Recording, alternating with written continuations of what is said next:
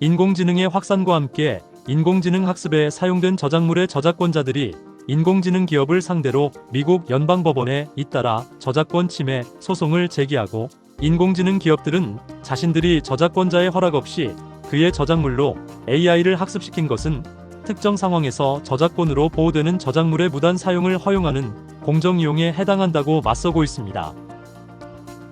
그런 가운데 생성형 인공지능 관련하여 저작물의 공정이용에 대해 다룬 둘째 미국 연방법원 판결이 2025년 6월 25일 나왔습니다. 해당 사건은 13명의 작가들이 메타를 상대로 제기한 저작권 침해 소송으로서, 원고들은 피고가 저작권이 있는 자료를 무단으로 공유하는 웹사이트인 그림자 도서관으로부터 다운로드 받은 자신들의 책으로 피고의 생성형 인공지능 모델인 라마를 학습시킴으로써 자신들의 저작권을 침해했고, 이는 공정이용이 아니라고 주장한 반면, 피고 메타는 자신들의 행위가 공정이용이므로 정당하다고 맞서면서 원고와 피고가 공정이용 쟁점에 대해서만 확정적 판결을 구하는 사실심리 생략 약식 판결을 신청한 사건입니다. 이에 미국 연방법원은 공정이용의 판단 요소 4가지인 이용 목적과 성격, 원저작물의 성격, 원저작물 전체와 비교시, 이용된 부분의 분량과 비중, 그리고 이용이 원저작물의 잠재시장 또는 가치에 미치는 영향 요소에 대한 양측의 주장을 살피면서 각 판단 요소별로 누구의 주장이 타당한지 심리했습니다. 첫째 판단 요소인 피고의 원저작물 이용 목적과 성격에 대해 법원은, 피고가 원저작물을 복제한 목적은 혁신적인 도구인 자신의 거대 언어 모델을 훈련시키기 위함이었고, 이는 원저작물보다 진전된 목적과 다른 성격을 지녔으므로 변형적이어서 공정이용에 해당한다고 판시했습니다. 둘째 요소 원본 저작물의 성격에 대해서는, 원저작물인 피고의 작품은 저작권법 보호 대상인 표현력이 뛰어난 작품들이므로 공정이용 판단에 있어 원고 작가들에게 유리하지만, 이 둘째 판단 요소는 공정이용 판단에 영향이 거의 없다고 했습니다.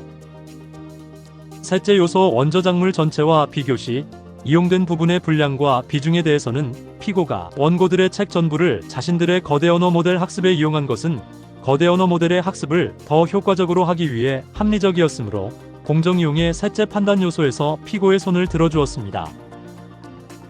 마지막으로 가장 중요하고 결정적인 넷째 요소인 이용이 원저작물의 잠재시장 또는 가치에 미치는 영향에 대해서 재판부는 피고의 인공지능 모델이 원고의 책의 일부 내용을 출력해낼 수 있다는 게 원고의 책의 잠재시장이나 가치에 유의미하거나 상당한 영향을 미칠 만큼 위협적이지 않다는 점, 원고가 자신의 책을 AI 학습 데이터로 사용하도록 사용권을 파는 라이센스 시장은 존재 여부와 상관없이 애초에 원고가 독점할 수 없는 시장이라는 점을 들고, 그 다음 시장 희석의 피해에 대해 깊이 있게 다루는데요. 시장 희석의 피해는 저작물을 무단으로 이용하여 학습시킨 AI 모델로 원저작물과 경쟁하는 작품을 만들어 팔거나 무료로 배포함으로써 원저작물을 시장에서 간접적으로 대체시키는 피해를 의미합니다. 피고가 원고의 저작물을 이용해서 피고의 거대 언어 모델을 학습시키는 기술은 원고의 저작물을 만드는데 들어간 시간과 창의성의 극히 적은 양으로도 수백만 개의 2차적 저작물을 생성해낼 수 있으므로, 본 소송과 같은 사건에서 시장 희석의 피해는 원고가 넷째 판단 요소에서 확실히 이김으로써 전반적인 공정이용 판단에서 이기게 할 가능성이 크다면서, 비슷한 예로 고품질 이미지 생성 AI 모델이 고품질 이미지 시장을, 정확한 최근 뉴스 정보를 생성할 수 있는 AI 모델이 종이 신문 시장을, 그리고 논픽션 작품을 생성하는 AI 모델이 논픽션 시장을 해칠 것을 우려했습니다.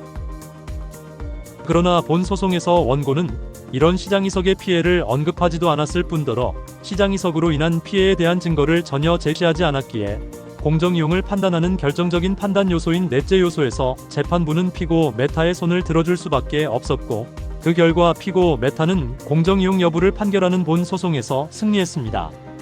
그러나 재판부는 본 판결은 본 소송의 원고 13명에게만 적용된다고 선을 그으면서, 본 판결이 피고 메타가 저작물을 이용해서 자신의 인공지능 모델을 학습시킨 것이 적법하다는 것을 의미하는 것은 결코 아니며, 단지 원고가 틀린 변론을 했고 올바른 변론을 뒷받침할 기록을 제시하는데 실패했다는 것을 의미할 뿐이라고 했습니다.